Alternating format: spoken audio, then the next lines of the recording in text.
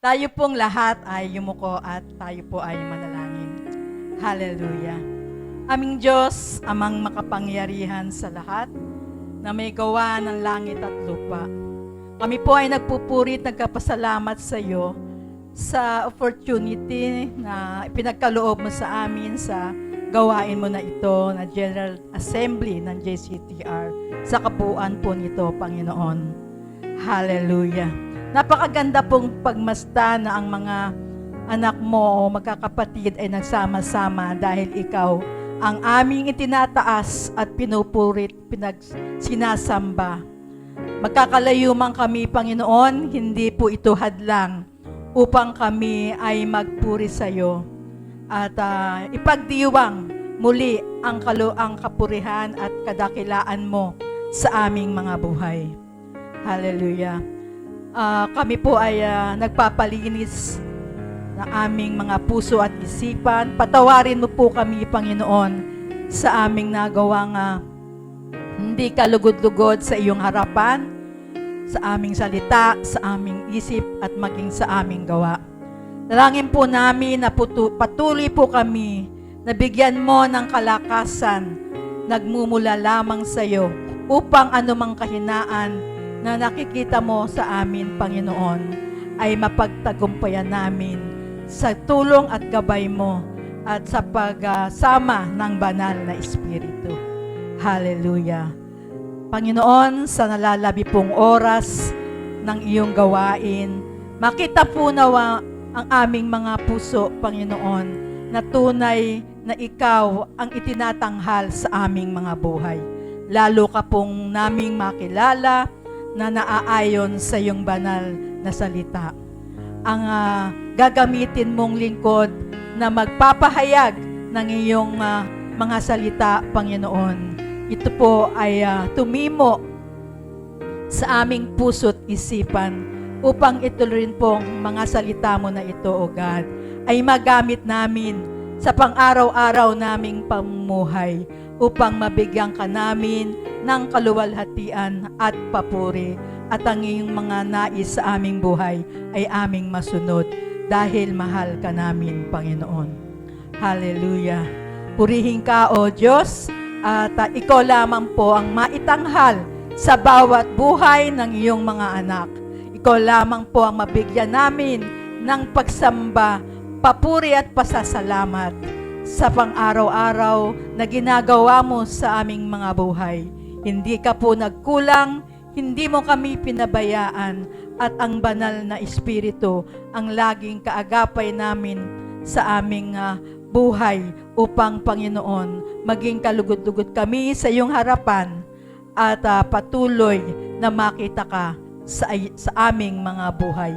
Hubugin mga po kami, Panginoon, na ayon sa iyong mga salita at umasa kami sa iyong mga pangako upang, hallelujah, mabigyan ka nga po ng papurit, pasasalamat, pagsamba at pagluwalhati sa tanging pangalan ng aming Panginoon at tagapagligtas na si Jesus. Ang lahat po ay magsabi ng Amen.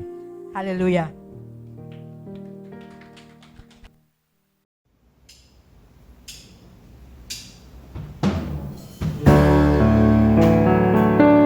Tunay nga po na napakasarap magbigay ng papuri at pagsamba sa ating Panginoon. O Diyos, pinasasalamatan ka namin sa iyong kabanalan at sa iyong katapangan. Pagising sa umaga,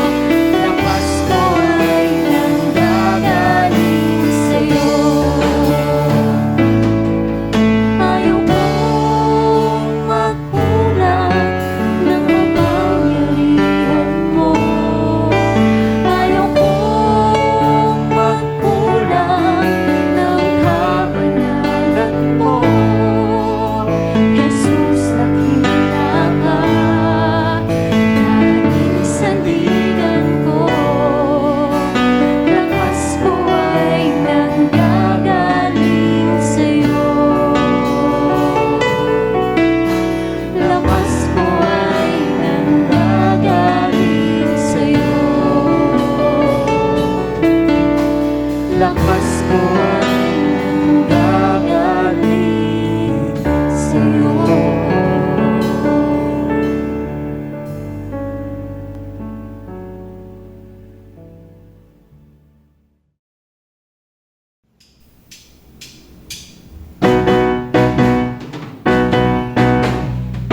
Hindi po natin paborito ng Panginoon sa ating pag-awit.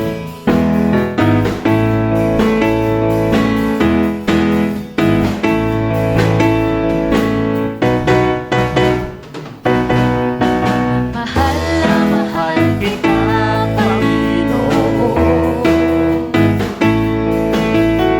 Mahal na mahal kita, Panginoon. Kailan may di kita ipagpapalit, hanggang sa piling mo'y langit. Mahal na mahal kita, Panginoon.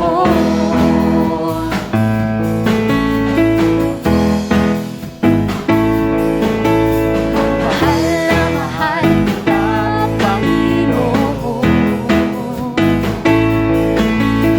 Mahal na mahal kita, Panginoon. Kailan may di tayo magpapalit, hanggang sa piling mo'y langit. Mahal na mahal kita, Panginoon. Habang buhay, papupurihan ka. Habang buhay, maglilingkod sa'yo. Habang buhay, pag-ibig ko sa'yo'y iaalay.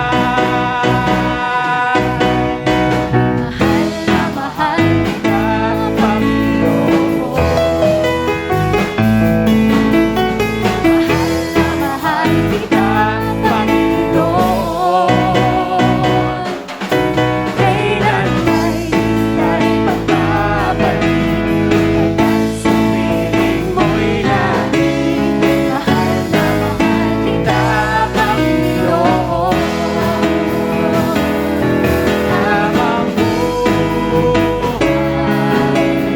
papupurihan ka. Habang buhay, maglilingkod sa'yo. Habang buhay, pag-ibig ko sa'yo'y iaalay. Habang buhay, papupurihan ka. Habang buhay, maglilingkod sa'yo. Habang buhay, pag-ibig ko sa'yo'y iaalay. Habang buhay, papupurihan ka. Habang buhay, maglilingkod sa'yo. Habang buhay, pag-ibig ko sa'yo'y iaalay. Mahal na mahal kita, Panginoon. Mahal na mahal kita, Panginoon. Kailan may di kita ipagpapalit, hanggang sa piling mo'y langit. Mahal na mahal kita. Mahal na mahal kita. Mahal na mahal kita, Panginoon. Ito ang pinakamataas na pag-ibig. Hallelujah!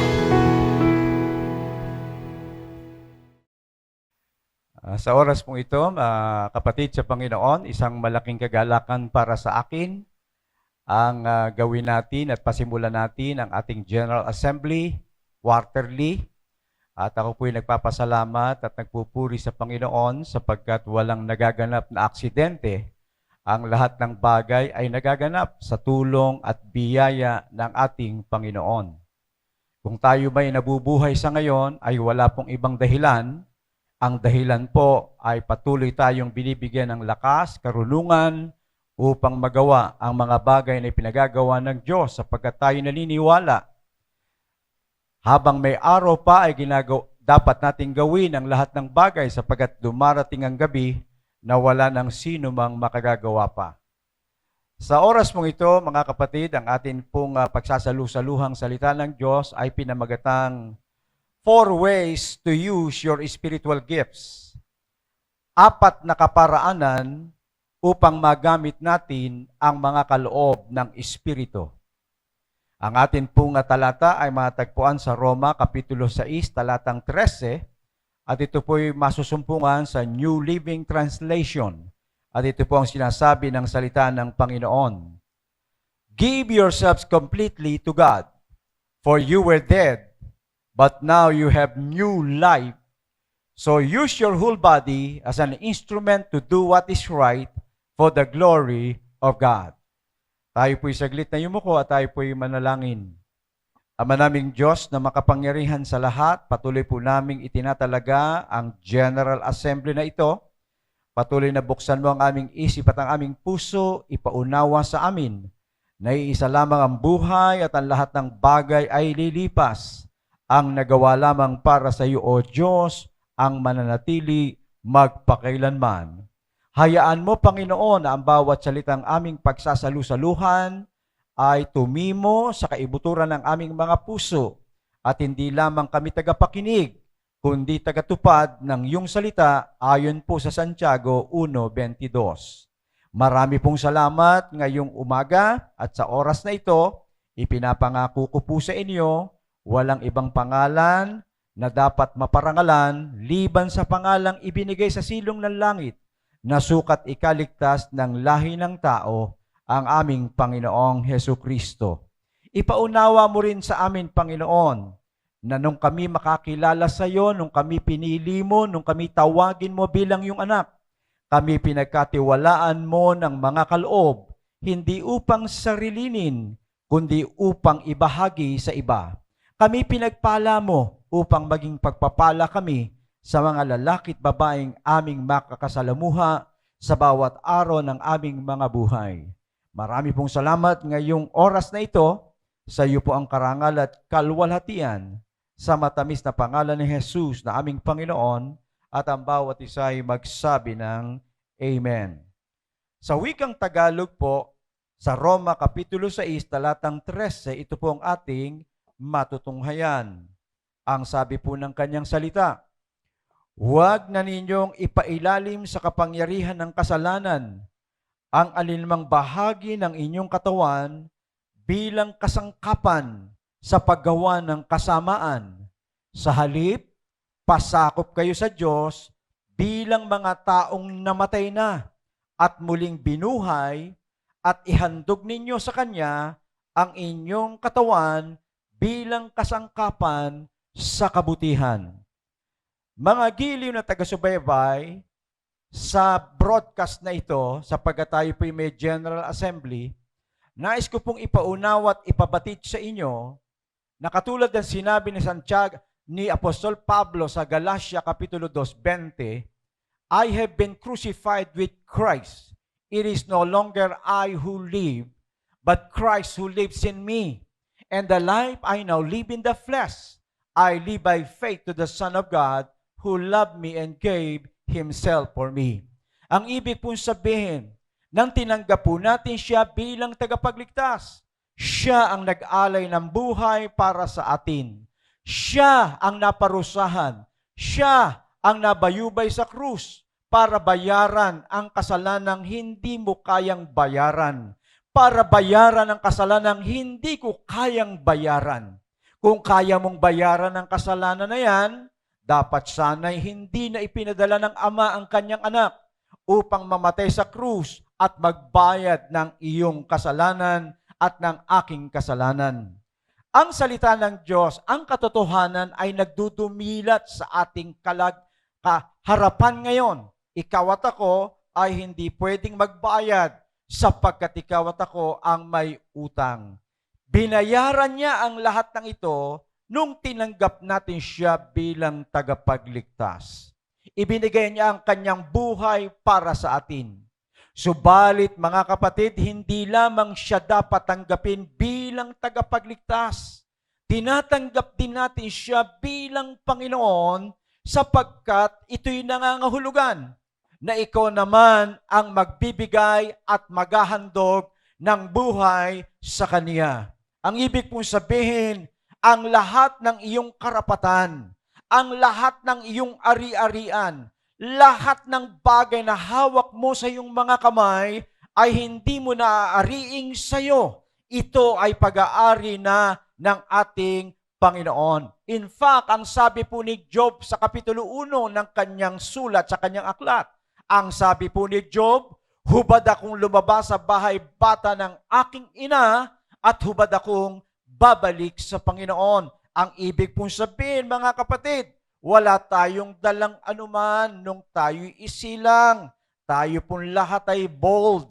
Tayo pong lahat ay hubot-hubad. Wala tayong dalang anuman. Wala po tayong gintong kutsara sa ating mga bibig. Wala po tayong bahay. Wala po tayong lupain. Lahat ng bagay ay ipinakaloob ng Diyos sa iyo at sa akin. Kaya't nang tinanggap natin siyang tagapagligtas, siya ang nagbigay ng buhay. Subalit nang tinanggap natin siya bilang Panginoon, ikaw at ako naman ang magbibigay at maghahandog ng buhay sa Kanya. Ibig sabihin, ikaw at ako ay isang bantay na lamang sa daigdig na ito. Bantay ka na lang. Yung kotse mo, binabantayan mo lang. Yung bahay mo, binabantayan mo lang. At kung ikaw at ako'y nabubuhay ngayon, nabubuhay tayo para kay Lord. Can I hear amen? Purihin ang Panginoon. Ngayong tayo'y mga anak na ng Panginoon, ang sabi po rito, the moment you become a follower of Jesus, God gives you spiritual gifts. But how do you start using the spiritual gifts God has put inside of you? Here are 4 ways to get started. Number 1, ang sabi po, 4 na puntos lamang po ang ating pagsasalu-saluhan. Una, discover your gifts. Discover your gifts. Ibig pong sabihin, lahat po ng anak ng Diyos na may Kristo sa puso ay misyonero. At tungkulin po ng bawat isa sa atin na tuklasin ang mga kaloob ng Diyos na ipinagkaloob at ibinigay niya sa atin. Before you can use your gifts, you need to know what they are. Bago mo matuklasan ang iyong kaloob, kinakailangang malaman mo kung ano-ano yon. Many Christians have dormant spiritual gifts inside of them. Maraming Kristiyano ngayon, bato-bato sa langit, ang tamaan ay mahal ng Diyos. Matagal ng Kristiyano, puti na ang buhok sa ulo. Hanggang ngayon, hindi pa malaman kung ano ang kanyang kaloob mula sa Panginoon. Ang akala niya'y ang pagpapainit ng upuan ay kaloob. Hindi po, wala po sa Biblia yon. Hindi po kaloob yung pagpapainit ng upuan sa church. Matagal nang mananampalataya, pero hindi tinutuklas at natutuklasan kung ano ang kanilang mga kaloob na espiritual. They neglect their gifts. Nakakalimutan, binabaliwala nila ang kanilang kaloob. Not using them and not even knowing what they are. The Bible says in 1 Timothy chapter 4 verse 14, ang sinabi ng Apostol Pablo, do not neglect the spiritual gifts that is in you. Ano po ibig sabihin? Basahin po natin sa wikang Tagalog para maintindihan ng mga kumakain ng salita ng Diyos. Hallelujah! Ang sabi po ng 4:14 ng unang Timoteo, purihin ng Diyos, huwag mong pabayaan ang kaloob na ibinigay sa iyo nang magsalita ang mga propeta at ipatong sa iyo ng mga matatandang pinuno ng iglesia ang kanilang kamay. Mga kapatid sa Panginoon, nung tinanggap natin si Lord bilang Lord and Savior, nagkaloob po siya at nagtiwala po siya ng kaloob. Sa mga kababaihan, ang ipinagkatiwala ng Diyos na kaloob sa iyo ay marunong kang magbida ng mga bagay para sa iba patungkol kay Kristo. Iyan ang number 1 mong kaloob. Huwag mong ibinibida ang buhay ng may buhay. Ang ibibida mo ay ang buhay ni Lord. Amen ba? May nag-amen. Purihin ang Panginoon. So, do not neglect the spiritual gifts. The question this morning is this: how do you discover your spiritual gifts? There are 3 steps. Number 1, examine. Examinin mo. Tanungin mo ang sarili mo. Sa harapan ng Diyos, Lord, ano po ba ang kaloob ko na nagmula po sa inyo? Examine. Tingnan po ninyo. Dito po sa ating kalipunan, merong kaloob na mahusay magluto. Aba, dahil sa kanyang husay ng pagluluto, nagagamit po siya ni Lord para pakainin ng mga pastor tuwing may BOE. Yun po'y kaloob. Meron naman dito, tinawag ng Panginoon para mag-lead ng cell groups. Tinawag ng Panginoon para manguna sa Bible study. Tinawag ng Panginoon para mag-invite. Mga kapatid sa Panginoon, examine yourselves. Evaluate. Examine, evaluate, and experiment. Halimbawa, tinawag ka ng Panginoong mag-preach. Tinawag ka ng Panginoong magturo. Humarap ka sa salamin. Ha? Tingnan mo, mag-experiment ka. Kausapin mo yung sarili mo. Kumbinsihin mo yung sarili mo. Paano mo kukumbinsihin yung iba? Yung sarili mo, hindi mo makuhang kumbinsihin, hindi ka magagamit ni Lord sa kanyang gawain. Alam niyo ba yon? Kahit ang inyong lingkod, humaharap pa rin sa salamin. Gustong-gusto ko po yung kapag ka nagpapatawa ko, may tumatawa. Napakahirap pong nagpapatawa na ikaw lang ang tumatawa. Ibig pong sabihin, hindi mo talento yon. Examine, evaluate, and experiment.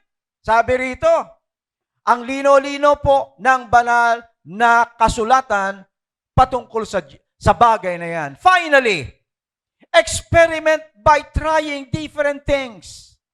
Volunteering for different ministries at your church will help you discover your gifts. For instance, you may be better at organizing than at teaching. Mga kapatid sa Panginoon, ako po'y naniniwala na ang gawain ng Diyos ay hindi lamang iniyatang sa pastor. Ang pastor po'y kinakailangang tinutulungan, hindi pinagtutulong-tulungan. Ano po ibig sabihin? Mahalin po natin, pahabain po natin ang buhay ng mga pastor sa pagtulong sa kanila sa pamamagitan ng pagtuklas ng ating mga kaloob na ang Diyos ang nagbigay. Hindi ka tinawag ng Panginoon para magsumba lang. Hindi ka tinawag ng Panginoon para mag-jogging lang sa arena. Tinawag ka ng Panginoon para ma-edify at ma-establish, mapatatag pa ang gawain ng Panginoon ng lahat ng JCTR churches sa lahat ng chapter ng ating gawain. Mga kapatid sa Panginoon, tanggapin po natin ang katotohanan ito. Sinasaad po ng Bible, discover your gifts. Pangalawa, na kinakailangan nating gawin, 4 ways to use your spiritual gifts. Number 1, discover your gifts. Pangalawa, dedicate your gifts to God. Unang D, discover your gifts. Pangalawang D, dedicate your gifts to God. Ano po ang sabi sa Romans chapter 6 verse 13? Give yourselves completely to God. For you were dead, but now you have new life. So use your whole body as an instrument to do what is right for the glory of God. Mga kapatid sa Panginoon, ito po ang katotohanan. Ikaw at ako ay patay na sa harapan ng Diyos. At kung ikaw ay patay, ikaw ay buhay ngayon para magbigay kalwalatian sa gawain ng Panginoon, sa kalwalatian ng kanyang pangalan. Hindi na ikaw, hindi na ako ang may-ari ng buhay na yan. Ang may-ari ng buhay na yan ay walang iba kundi ang Panginoon. Binili tayo ng kanyang buhay at makapangyarihang dugo. Kaya nga, ang encouragement ng Romans 6:13, itiwala natin, give yourselves completely to God. Aba, mga kapatid sa Panginoon, tayo po'y tinawag ng Diyos hindi upang maging kambing.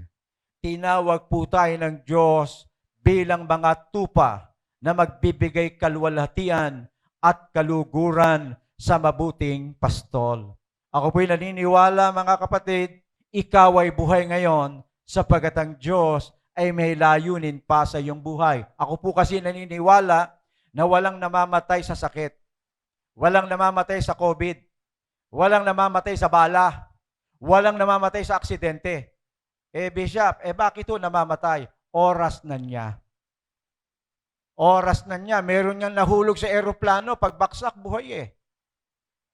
Bakit? Hindi pa niya oras. Ano ang sabi ng Bible? Hebrew 9:27, itinakda sa taong mamatay ng minsan at pagkatapos ito'y ang paghuhukom. Ang Diyos ang nagtatakda ng ikli at haba ng buhay. Kahit magpasya ka, kung hindi mo pa oras, mabubuhay ka pa. At ikaw at ako ay buhay sa isang layunin, sa isang dahilan upang gawin ang ipinagagawa ng Panginoon. Nothing more, nothing less. Wala na po akong ibang nakikitang dahilan. Ako'y matutulog para kay Lord. Ako'y gigising sa umaga, magigising para kay Lord. Every gising is a blessing. Purihin ang Panginoon. Ang sabi po rito, maybe you already know your spiritual gifts, but you are not using them for the Lord. Alam mo na ang iyong gifts. Ang problema, hindi mo naman ginagamit kay Lord. Ginagamit mo pa rin sa iyong sarili. Ikaw pa rin ang gumagamit ng kaloob. Yung kaloob, kaya po ibinigay, ay para gamitin para kay Lord. Hindi para gamitin sa iyong sarili. You need to humble yourself and dedicate to the Lord every gift you have. Sabi rito, push all your excuses out of the way and say, God, I dedicate back to you the gifts that you gave to me. Mga kapatid, minsan ako'y niloob na mapunta sa Korea. Alam niyo po ba ang pagkakaiba ng mga Korean Christian sa mga Filipino Christian? Ang mga Korean Christian, kapag sinabi ng pastor, 6:00, 15 minutes before 6, nandun na sila sa gawain. At hindi sila tumitigil, magpuri, magpasalamat kay Lord, hanggang hindi bumabatingting yung muksanim. Yung muksanim po ang tawag nila sa kanilang pastor. Muksanim. Hanggang hindi sila bumabatingting yung muksanim doon sa bell. Hindi sila tumitigil sa pananalangin. Dito sa Pilipinas, panay na ang batingting, wala pang mananalangin. Bakit kaya ganon? Mga kapatid, buksan natin ang ating spiritual eyes. Ikaw at ako ay buhay ngayon, not for ourselves, but for God's glory alone. Baguhin natin, mga kapatid. Alisin natin ang mga bagay na nakapokus sa ating sarili. Pasimulan po nating i-focus ang ating mga matang espiritual sa Diyos sapagkat iyon ang kalooban ng Panginoon. So, dedicate your gifts to God. Ano man itong kaloob na ito, ihandog po natin sa Panginoon upang ang mga churches natin ay lumago, dumami pa, pagpalain pa sapagkat natutuhan nating tuklasin ang ating kaloob. Natutuhan nating ihandog ang ating kaloob para sa kapurihan ng Panginoon. Pangatlo, una, sabi rito, discover your gifts. Ikalawa, dedicate your gifts. Ikatlo, develop your gifts. Develop your gifts. Gifts are like muscles. The more you use them, the bigger they get. You can and should strengthen, develop, and grow any gift God has given you. You get better at using a gift by practice, studying, and learning from other people who have the same gift. Ano po ibig sabihin? Ang sabi po, ang kaloob ay parang muscle. Parang muscle. Habang ginagamit mo yung muscle na yan, ito'y lalong lumalaki, lumalakas.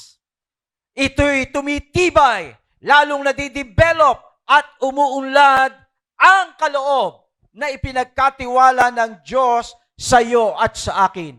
Tatlong bagay na dapat nating i-develop sa ating buhay. Number one, we need to develop our talents.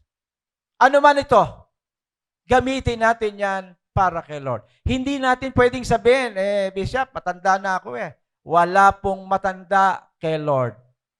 Tayong lahat ay tinuruan ng Panginoon upang gamitin ang kaloob na yan, tuklasin natin, gamitin natin upang lalo itong umunlad at dumami sa ating buhay. Practice makes perfect. Studying and learning from other people who have the same gifts. I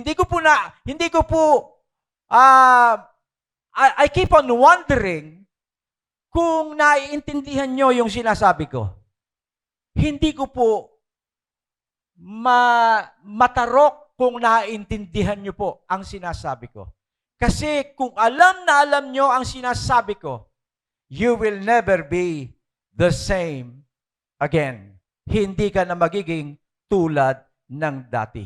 Ang sabi po ni St. Peter sa 1 Peter 4:10, ang sabi ng Bible, God has given each of you a gift from His great variety of spiritual gifts.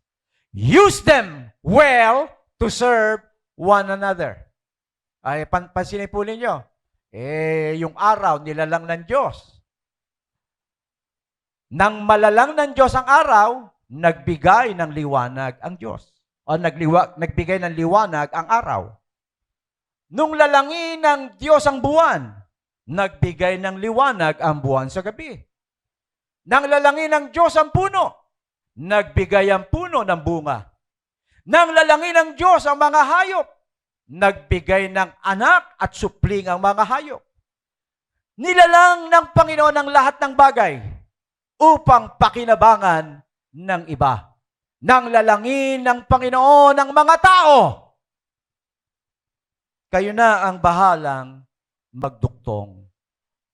It's about time na buksan natin ang ating isip at ang ating puso. Nagpapasalamat tayo sa Panginoon sapagkat dito po sa ating kalagayan sa JC World Ministries ay may mga lalaki at babae tayong nakakaunawa at nakakaintindi ng kalagayan ng ating pinag-uusapan. Binigyan tayo ng Panginoon ng mga kaloob na ito. Use them well to serve one another. When God gives you something, He will give you even more of it if you use it well. More talent? More talent. Kangina, ano man ang talentong yan, kapag ginamit mo, dadagdagan pa ng maraming talent. How great is your God in your talent? Gaano kadakila ang Diyos sa iyong talento? Kung dakila talaga si Lord, use the talent for His name's sake. Pangalawa, na kinakailangan gamitin natin, use your time. Use your time. Tatlong T, use your time. How great is your God in your time? Use your time to bless other people. Don't only use it. Invest your time for others. Ginamit at tinawag ka ng Panginoon para sa iba, para sila rin ay makakilala kay Lord. Pangatlong T, how great is your God in your treasure? Gaano kadakila ang Diyos sa iyong kayamanan? Ang sabi po ng Matthew chapter 6, 19 to 21, mag-impok daw tayo ng kayamanan doon sa langit. Doon ay walang magnanakaw. Doon ay walang kalawang nasisira sa inyong kayamanan. Mag-impok daw tayo. Ano po ibig sabihin? Binibigyan ng diin ng Panginoon na bigyan natin ng mas malalim na pagtanaw, pagpapahalaga ang gawain ng Panginoon. At ang sabi ng 21, kung nasaan ang iyong kayamanan, doroon ang iyong puso. Ang tanong, nasaan ba ang ating kayamanan? Sa langit ba o dito sa lupa? Ito po ang isang palatandaan kung nasa langit. Ang palatandaan po na ang kayamanan mo'y nasa langit, hindi ka na natitisod sa pagkakaloob. Hindi ka na natitisod sa giving. May mga mananampalatayang naiyahalin tulad ko palagi sa bayawak eh. Alam niyo ba yung bayawak? Mga kapatid, yung pong bayawak, aapat lang ang daliri sa kamay noon. Pagka po pumasok yung bayawak sa lungga, kahit sinlalaki ni Brother Nick, 5 Brother Nick ang humila palabas, hindi nila mailalabas yung bayawak. Parang ganon. Pagdating sa issue ng giving parang bayawak Pero wala po sa atin yan. Amen. May sumasagot. Purihin ng Panginoon. Yung iba naman parang kabayo. Alam niyo ba yon? Yung kabayo. Yung kabayo, aralin ninyo. Himasin mo sa likod, hindi sisipa. Himasin mo sa ulo, hindi sisipa. Himasin mo sa buntot, hindi sisipa. Himasin mo sa paa, hindi sisipa. Huwag mong ihimasin sa tiyan, tsak, nasisipa. Ano ibig sabihin? Sa Christian living pag-usapan na ang lahat ng paksa. Mission. Christian living. Pag-usapan na ang lahat. Time. Lahat pag-usapan na. Huwag lang pag-uusapan ng giving. Tatahimik ang kalangitan. Dito sa JCTR, wala niyan. Amen. May sumasagot. Praise be the name of the Lord. So, develop your gifts. Mga kapatid sa Panginoon, the Bible says, God has given each of you a gift from His great variety of spiritual gifts. How great is your God in your time? How great is your God in your talent? And how great is your God in your treasure? Pangapat at panghuli, deploy your spiritual gifts. Deploy your spiritual gifts. Deploy means to put into service. You get out on the field and start doing something. Romans chapter 12 verse 6 says, we are to use our different gifts in accordance with the grace that God has given us. If our gift is to speak God's message, we should do it according to the faith that we have.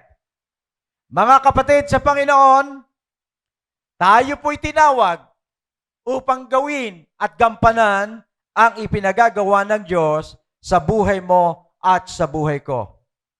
What is the best place to discover, dedicate, develop, and deploy your spiritual gifts? In a small group of other Christians. It's like a testing ground. That could be a small group at your church, a Sunday school class, or any small gathering of believers that meet together regularly. Doon pwedeng matuklasan, pwedeng gamitin, pwedeng ihandog ang mga kaloob na yan para sa kapurihan ng Panginoon. At dahil doon, ikaw at ako ay patuloy na lalago at magagamit para sa kanyang kapurihan at para sa kanyang katuwiran. Panghuli, mga kapatid sa Panginoon. Nais kong sabihin sa inyo ang isang kwentong ito patungkol sa isang Kristiyanong karpintero. Ang Kristiyanong karpinterong ito ay walang kaalam-alam sa buhay. Lagi siyang pinipintasan ng kanyang mga kasamahan at minsan ay napagwiwikaan din siya ng kanyang mahal na asawa. Siya po isang Kristiyano, wala po siyang kaalam-alam. At dahil po marahil nahihiya na siya sa kalagayang kanyang tinataglay, isang gabi, nanalangin siya sa Panginoon. At ang kanyang panalangin, Panginoon, bigyan niyo po ako ng karunungan upang tuklasin ko ang aking gifts mula po sa inyo. At tinugon agad ng Panginoon ang kanyang kahilingan. Ipinakita ng Panginoon sa kanya at ipinaalala, Anak, hindi ba't napakahusay mong karpintero? Ang nangyari, nagpasimula siyang magkumpuni ng kanilang mga sira sa bahay. Hanggang na-develop at patuloy niyang ginagampanan ang pagiging karpintero at isang araw, lumuhod siya sa Panginoon. At ang sabi niya, Panginoon, mula sa araw na ito, itinatalaga ko ang aking sarili, inihahandog ko ang talento ko sa iyo bilang karpintero. Tumugon ng Panginoon. Binilis at pinagpala ang karpinterong ito. Pinayaman siya ng Panginoon sa pagiging karpintero. Isa po siyang Nigerian Christian. Hindi po niya nakakalimutang dumaan sa kanilang church bago pumasok sa kanyang trabaho araw-araw. Lunes ang umaga, early morning, dadaanan niya yung church, papasok siya. Mananalangin sa kanilang church building, kinakausap si Lord.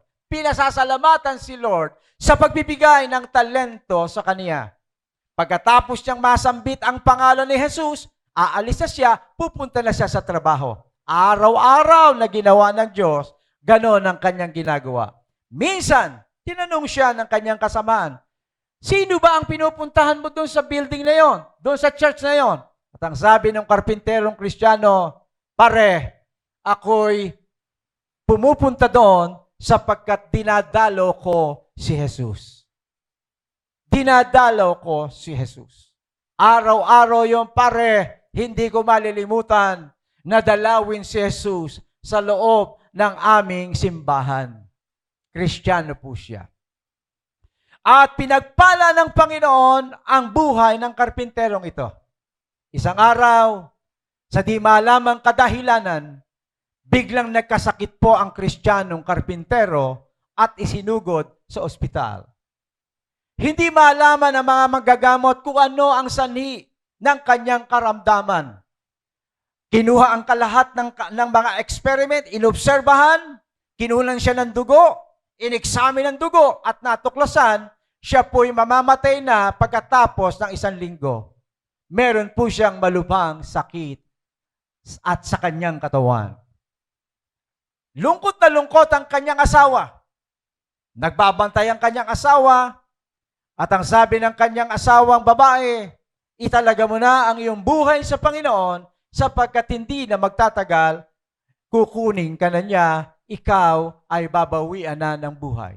Kinabukasan, nagpaalam yung babae, kukuha ng mga damit sa kanilang tahanan.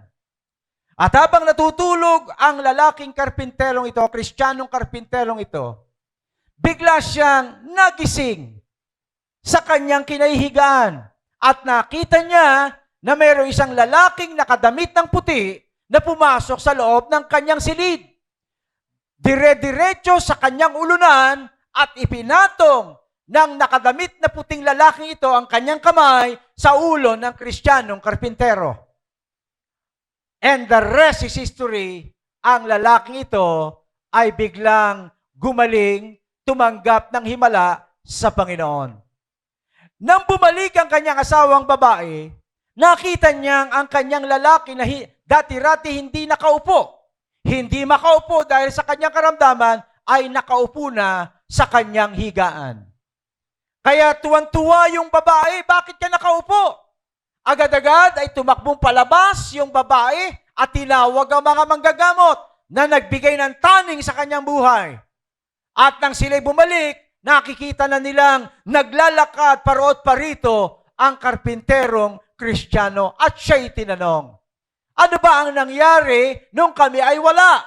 At tumugon ang lalaking Kristiyanong karpintero at ang sabi niya, ang Diyos na nagbigay ng talento sa akin, ang Diyos na nagbigay ng karunungan sa akin, ang Diyos na pinag-alayan ko ng aking talento na ginagamit ko bawat araw, hindi ko nakalimutang dalawin siya araw-araw sa loob ng sambahan. Kaya ngayon na ako'y nagkasakit at napunta dito sa loob ng pagamutan, hindi niya ako nakalimutang dalawin. Mga kapatid at mga minamahal sa Panginoon, nang tanggapin natin siya bilang Panginoon at tagapagligtas sa ating buhay, hindi niya tayo kinalimutan. Hindi niya tayo pinabayaan. Pinangako niya sa ating hindi kita iiwan at pababayaan. Subalit nakalulungkot, mga giliw, at minamahal ko sa Panginoon, kadalasan nakakalimutan natin ang Panginoon, naalala lamang natin ang Panginoon kung tayo may pangangailangan, kung tayo nasa banig ng karamdaman, hindi pa po pwedeng kausapin natin ang Diyos, pasalamatan natin ang Panginoon, kahit tayo walang pangangailangan, purihin at sambahin natin ang Panginoon sa kanyang tunay na kalagayan. JCTR World Ministries, makinig kayong lahat. Ang dalangin ko, hindi man tayo nakikita-kita ng personal. Ang salita ng Diyos ay patuloy na manahan sa iyo at sa akin. At hayaan nating ito'y manguna, mangusap at magpala sapagkat ako'y naniniwala ang langit at ang lupa'y lilipas, ang kanyang salita'y mananatili magpakailanman. Walang sino mang lalaki o babae ang nalugi ng ginawa niyang kapartner ang Panginoon. Gusto mo bang bisitahin ka lagi ni Lord? Ito po'y laging totoo at nangyayari. Hindi mo man siya bisitahin marahil, hindi ka pa rin nalilimutan ng Panginoon sa kabila ng lahat. Sa oras na ito, mga kapatid sa Panginoon, inaanyayahan ko kayong lahat ay tumayo at tayo po'y magtalaga ng buhay sa ating Panginoon. Tayo po'y manalangin. Ama naming Diyos na makapangyarihan sa lahat, nagawa ko na po ang aking tungkulin. Tandalangin ko, ang bawat salita mo na aming pinagsalusaluhan ay tumimo, nakarating sa kaibuturan ng aming mga puso. Patawarin niyo po kami kung palagi kami nakikinig at hindi tumutupad sa iyong salita. Makasumpong ka, Panginoon, ng mga lalaki at babaeng hindi lamang makikinig, kundi maging tagatupad ng aming napakinggan. Malapit na kayong dumating, Panginoon, at ang dalangin namin, masumpungon mo kaming naglilingkod sa iyong muling pagbabalik. Sa iyo po ang karangalan, sa iyo po ang kaluwalhatian, sa matamis na pangalan ni Jesus na kailanman na hindi nagkulang, ang lahat po'y magsabi ng Amen. Magpalain po tayong lahat ng Panginoon. God bless you and God bless the world.